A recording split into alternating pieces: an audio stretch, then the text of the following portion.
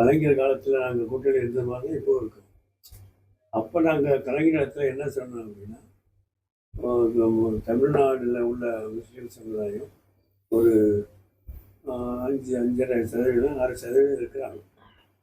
234 தொகுதிகளில் முஸ்லீம் சமுதாயத்துக்காக வேண்டி 15லேருந்து 16 தொகுதி கொடுத்தா இந்த சமுதாயத்துக்கு நிறைவாக இருக்கும் அப்படின்னு நான் சொன்னோம்.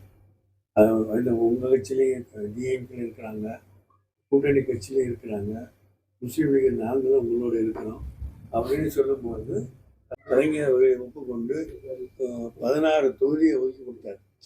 எங்களுக்கு அப்போ 5 தொகுதியை கொடுத்தாரு.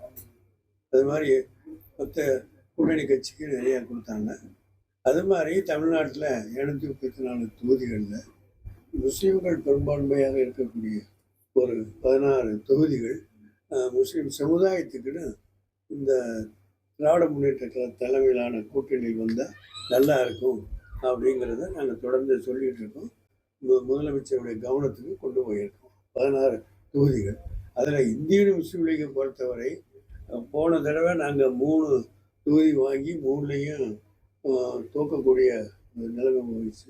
16 தொகுதிகள் முஸ்லீம் சமுதாயத்துக்குன்னு நீங்கள் கொடுக்கும்போது இந்திய முஸ்லீம் லீக்கிற்காக வேண்டி குறைஞ்சது ஒரு 5 தொகுதியை கொடுங்க. 5 தொகுதியை நாங்கள் வெற்றி பெறக்கூடிய வாய்ப்பை உருவாக்குவோம் என்று நாங்கள் சொல்லி கொண்டிருக்கிறோம்.